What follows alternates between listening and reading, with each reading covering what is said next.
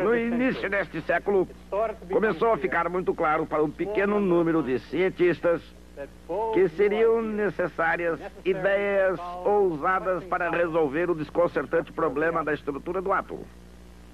Mas mesmo antes disso, já havia começado a surgir pistas de que alguma coisa estava errada. Essas pistas vinham dos lugares mais inesperados. No princípio, era a luz. Depois apareceu a lâmpada. E a constatação de que quanto mais quente o seu filamento, mais forte a sua luz. Quem poderia ter imaginado que um fenômeno tão comum poderia ter incendiado a imaginação científica? Na verdade, em todos os corpos incandescentes, do carvão na fornalha, a uma brasa no fogo, do ferro fundido numa siderurgia, ao filamento de uma lâmpada incandescente, o comportamento apresenta uma notável semelhança.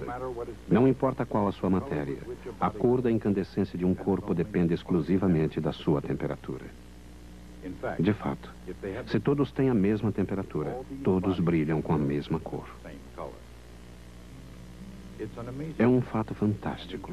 E na Alemanha, o Dr. Max Planck acreditava que ele merecia uma boa explicação. Sempre considerei a busca do absoluto o objetivo mais elevado de toda atividade científica, disse ele em sua autobiografia. Comecei ansiosamente a trabalhar, acrescentou. Nem precisava dizer, esse trabalho parecia ter sido talhado para ele. O problema de Planck surgiu da aplicação da teoria de Maxwell, à previsão da quantidade de luz que um corpo incandescente irradiava em cada frequência. Naturalmente, a teoria de James Clerk Maxwell era ainda a última palavra sobre a luz e outras formas de radiação eletromagnética e parecia ser suficientemente adequada. Mas ela não era capaz de explicar o fato de que assim que um corpo ficava quente o suficiente para se tornar incandescente, ele ficava vermelho. Por quê? Porque uma frequência mais alta, uma luz mais azul também não se irradiava. Em todos os corpos incandescentes, por que deve haver menos luz de frequência mais alta? A intuição mostrou a Planck que tudo poderia ser explicado se fosse necessário mais energia para produzir a luz em frequências mais altas. Mesmo não havendo nada na teoria de Maxwell que sugerisse que a energia da luz pudesse estar relacionada à sua frequência, Planck formulou uma equação para provar sua intuição. A energia da luz, E, é igual a uma constante, H, vezes a frequência, F. Planck não tinha o objetivo de desafiar as leis da física. Pelo contrário, sua intenção era preservar e não destruir a integridade da teoria de Maxwell. Em seus esforços, Planck viu uma solução que conseguia apresentar uma notável semelhança com a solução do velho problema da velocidade instantânea. Neste caso, H era uma quantidade que tenderia a zero no momento exato do cálculo. Caso a mesma coisa acontecesse na teoria de Planck, as equações de Maxwell poderiam ser reconciliadas com a evidência experimental e o problema da radiação seria solucionado. Mas H não se reduzia a zero. Em vez de desaparecer, como era esperado, ele revelou ter um valor bem determinado. Ao descobrir esse valor, que hoje tem o nome de constante de Planck, Planck encontrou algo mais importante do que uma explicação para os corpos incandescentes. Encontrou uma verdade nova e fundamental sobre a natureza. A luz, seja irradiada por um aparelho elétrico ou pelo próprio Sol, é absorvida ou irradiada em discretos pacotes de energia. A ideia era revolucionária e perturbadora, mas as provas já estavam a caminho. A evidência pode ser observada ainda hoje no comportamento do eletroscópio de lâminas de ouro. Quando o eletroscópio é carregado, a folha sobe e permanece no alto, até ser atingida por um feixe de luz ultravioleta. Um pedaço de vidro comum transmite a luz visível, mas bloqueia a luz ultravioleta de alta frequência. Quando ela é intercalada entre a luz e a lâmina, o eletroscópio não descarrega, mas quando removemos o vidro, a folha cai novamente. Isto mostra que a luz ultravioleta é a responsável pelo fenômeno. Isto tem o nome de efeito fotoelétrico. Foi a explicação de Albert Einstein do efeito fotoelétrico e não sua teoria da relatividade que lhe valeu o Prêmio Nobel de Física. Em termos modernos, o que ele disse foi que para um elétron poder escapar de um metal, falta-lhe uma quantidade de energia chamada função de trabalho.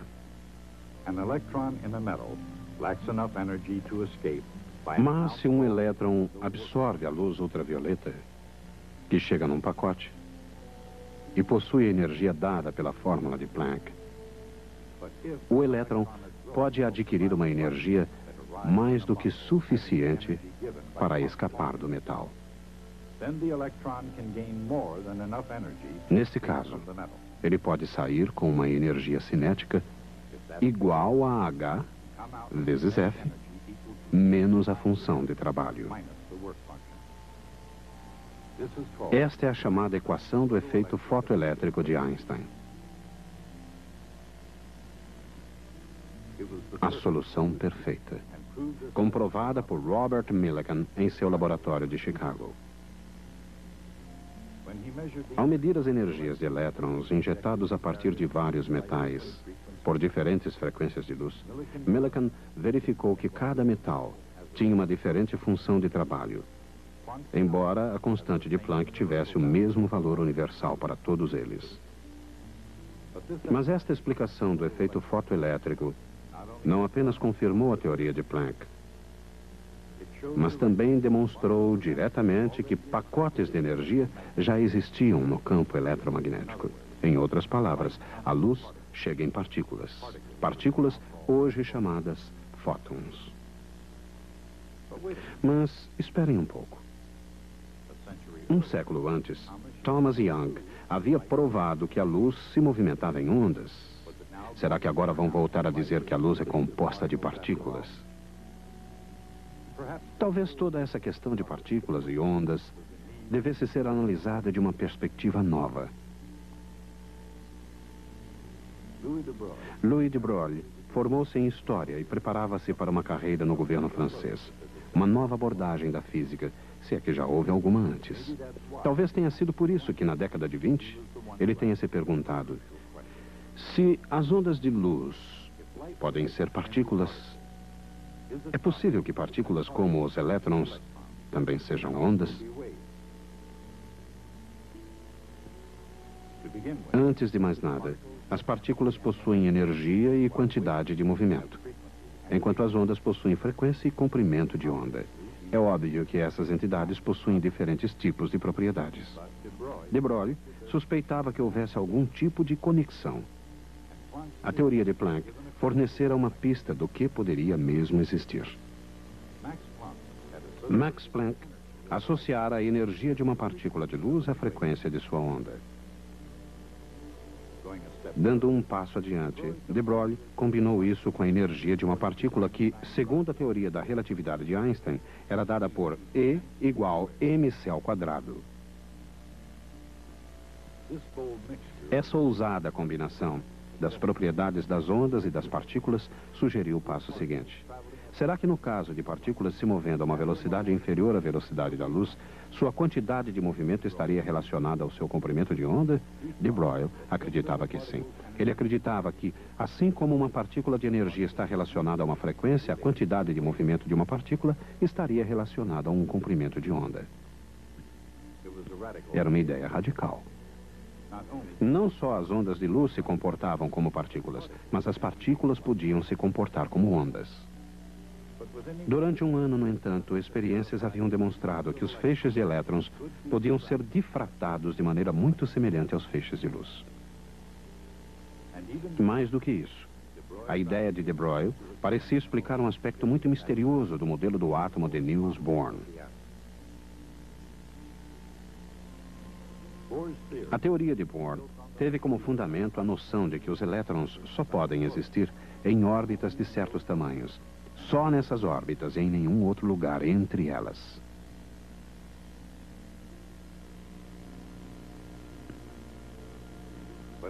Mas se os elétrons são vistos como ondas circulando em torno dos núcleos, eles então devem existir em órbitas que aumentam de um comprimento de onda inteiro de uma vez. Desta maneira, cada órbita consiste de ondas de elétron que interferem de forma construtiva, se reforçando a cada órbita. Ao ser combinada com as fórmulas de de Broglie, esta ideia reproduzia exatamente as órbitas do modelo do átomo de Bohr, pois o momento angular de cada órbita seria um número inteiro vezes h barra.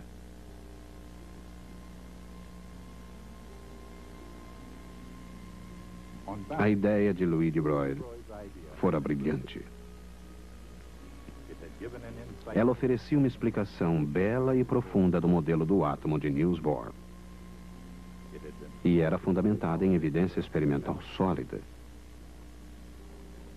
Não é surpreendente, portanto, que tenha levado outros físicos a investigar cada vez mais profundamente a natureza da matéria.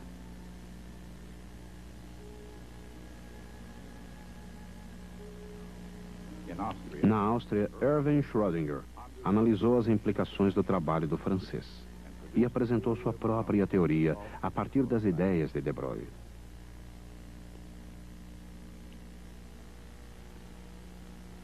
Uma onda tem uma amplitude e um comprimento de onda, mas não tem início ou fim, e nada que se assemelhe à posição determinada de uma partícula. Isto é verdade, mesmo quando se acrescenta uma onda do mesmo comprimento, esteja ou não em fase.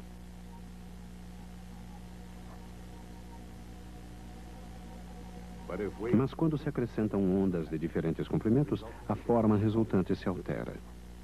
Se essas ondas forem somadas e tiverem comprimentos de ondas quase iguais, o resultado pode ser um tipo de onda concentrado numa região limitada de espaço.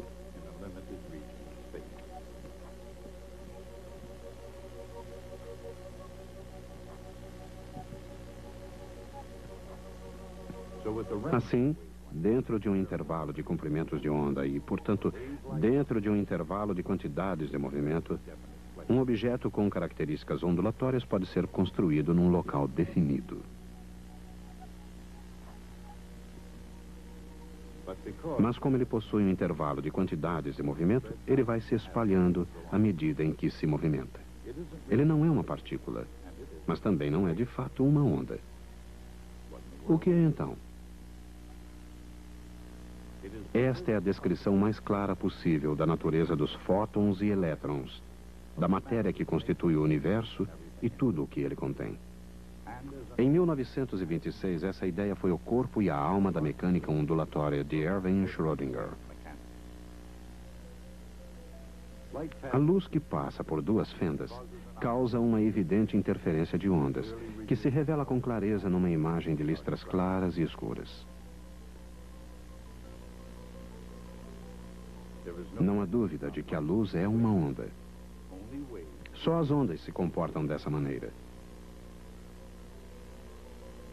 A questão é outra.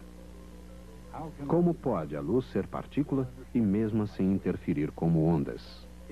Se a luz é feita de partículas de fóton, pequenas coisas individuais que não podem originar uma imagem de espalhamento, então cada partícula precisa atingir a tela individualmente. Um simples ponto de luz, por exemplo, outro fóton ali. É impossível prever com precisão onde qualquer ponto irá aparecer, mas é possível ver que um número maior de fótons chegue em um lugar e não em outro. De fato, existe uma maior probabilidade que mais fótons atinjam certas regiões e, finalmente, por causa dessa probabilidade, o resultado será uma imagem de difração de partículas semelhante à ondulatória.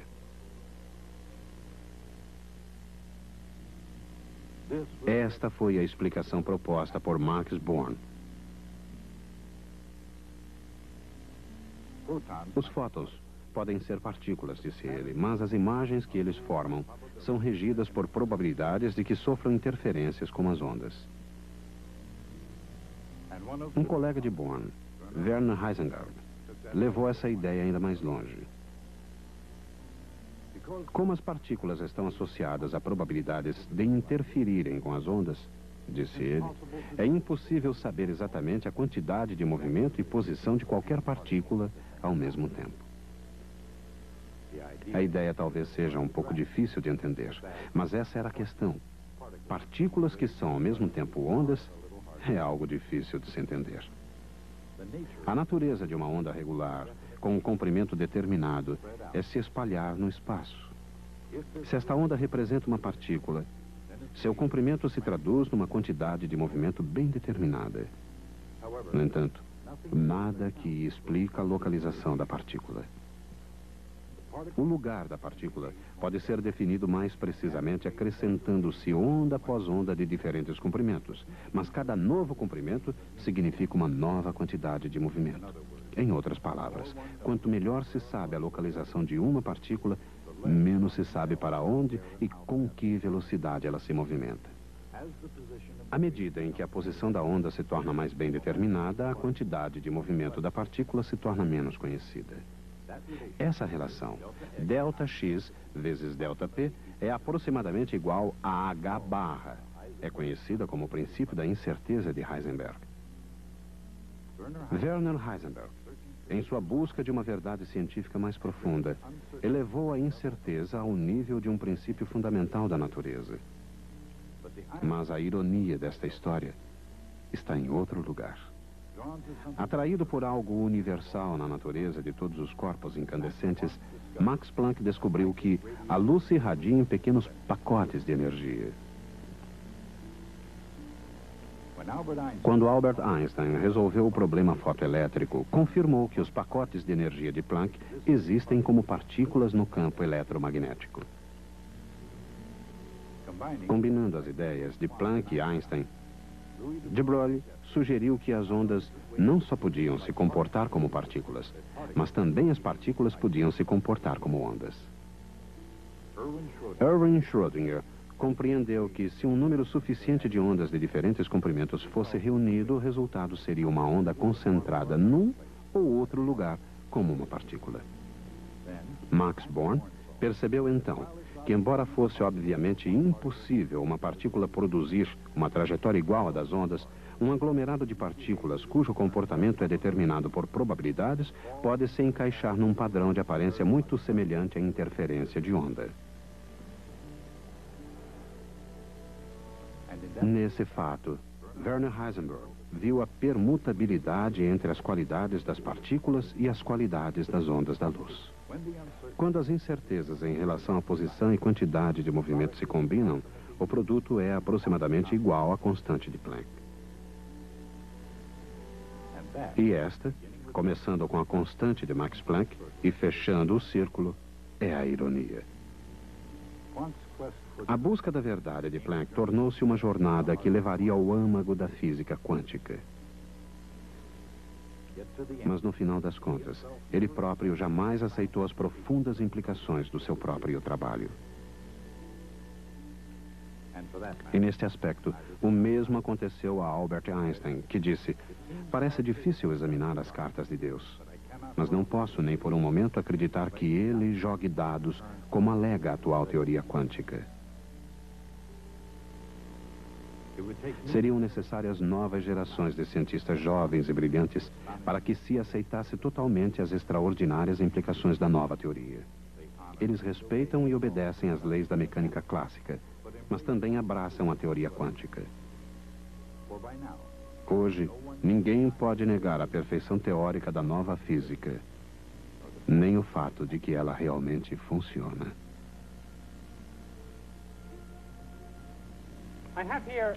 Aqui está uma demonstração de como a nova física funciona. Uma demonstração muito elegante, mas tão simples que vocês podem repeti-la facilmente em casa com óculos Polaroid. Mas antes gostaria de lembrar como funcionam os óculos Polaroids. Lembre-se que a luz é uma onda, mas uma onda transversal. Se a luz se movimenta nessa direção, o campo elétrico está realmente oscilando perpendicularmente a essa direção, quer seja para cima e para baixo ou de lado, para dentro e para fora da lousa ou obliquamente naquela direção. Numa lâmpada incandescente comum, a luz oscila em todas as direções possíveis perpendicularmente à direção de sua propagação. A direção na qual a luz está oscilando é chamada de plano de polarização. Uma luz comum não é polarizada. O que o polaroide faz é permitir, através do filtro polaroide, que a luz oscile apenas num plano do campo eletromagnético. Vou tentar ilustrar isso melhor para vocês. Tem uma fonte de luz. A luz está sobre a tela. Isto é um pedaço de lente polaroide. Quando coloco a lente polaroide no feixe, a luz fica um pouco mais fraca. Isso acontece em parte porque a lente está suja, mas principalmente porque a lente só deixa passar luz que vibre num determinado plano de polarização. Posso alterar a direção da polarização girando essa alça, mas quando faço isso não percebemos nada na tela, pois os nossos olhos são insensíveis à luz polarizada. Para mostrar que a luz está polarizada, devo inserir um segundo pedaço de polaroide no feixe. Vou colocar aqui outro pedaço de polaroide. A luz fica novamente mais fraca, mas desta vez isto acontece simplesmente porque a lente está suja. Esta polaroide está alinhada na mesma direção da primeira. Tudo que passa pela primeira também passa pela segunda. Para mostrar a vocês como funciona o polaroide, devo girar a direção da segunda. Quando faço isso, a luz vai ficando mais fraca até que nada mais passa pela lente. O que ocorre é que só a luz que é polarizada para cima e para baixo está passando pela primeira. A segunda só transmite a luz polarizada horizontalmente. E como não há uma luz assim, nada atravessa. E a tela fica sem iluminação. É mais difícil compreender quando a segunda é oblíqua, assim. Nesse caso, parte de uma luz atravessa, porque a luz chega ondulando para cima e para baixo. Isto permite que a luz ondule dessa maneira, mas cada vetor tem um componente nessa direção, e essa parte da onda atravessa. É assim que funciona o polaroid. É fácil compreender desde que acreditemos que a luz é uma onda. Mas acontece que a luz é também uma partícula e deve haver uma explicação de como isso ocorre. Como explicar? O problema aqui é que não posso dizer que parte da luz passa pelo segundo filtro quando ele é oblíquo. Uma partícula atravessa ou não atravessa. Um fóton atravessa ou não atravessa. Os fótons, as partículas da luz, chegam ao primeiro filtro. O primeiro filtro diz: cada uma de vocês está polarizada para cima, para baixo ou para os lados. Nada mais é permitido. Mas vocês estão polarizadas para cima, para baixo ou para os lados, com alguma probabilidade. Metade de vocês estão para cima e para baixo, e metade dos lados. A luz atravessa a primeira, aquelas que estão para cima e para baixo. Os fótons que vibram totalmente são barrados. Entre os dois só tenho fótons polarizados para cima e para baixo. Este, na direção lateral, diz: vocês aí, rapazes, estão todos para cima e para baixo, só permito os fótons laterais. Assim, nada atravessa. Se eu virá-lo para cima, ele diz: primeiro fótons para cima e para baixo. Eles atravessam e vemos a luz. Quando viro na direção oblíqua, ele te diz: vocês pensavam que estavam todos para cima e para baixo, mas isso não é verdade. Todos têm que ser oblíquos assim ou assim, com alguma probabilidade. Vocês pensavam que estavam para cima e para baixo, porque a metade está assim e a outra metade está assado. Ela permite a passagem da luz polarizada nesse sentido. Esta é a explicação de polaroide para partículas. Gostaria de fazer mais uma experiência com vocês. Vou virar este polaroide de maneira que nada vai passar. Tomo então esse polaroide, esta terceira peça, colocando-a num ângulo oblíquo em relação às outras duas. Esta é horizontal, esta é oblíqua. Colocarei o polaroide oblíquo entre as outras duas peças. Só os fótons para cima e para baixo passam através da primeira. Eles chegam ao polaroide oblíquo e dizem: Vocês têm uma probabilidade de 50% de ser oblíquo assim e atravessar. 50% de probabilidade de ser dessa outra maneira e não atravessar. Os que são dessa maneira atravessam e chegam até aqui. Eles dizem, vocês pensam que são oblíquos, mas não são. Cada um tem uma probabilidade de 50% de ser horizontal e uma probabilidade de 50% de ser vertical. Os horizontais atravessam. Isso significa que a luz reaparece na tela. Vocês realmente acreditam que isso vai acontecer? Um cientista deve estar preparado para fazer previsões. Vejamos quais as suas previsões. Quantos acreditam que a luz irá reaparecer? Levante a mão, quero ver. Quantos acham que isso não vai acontecer?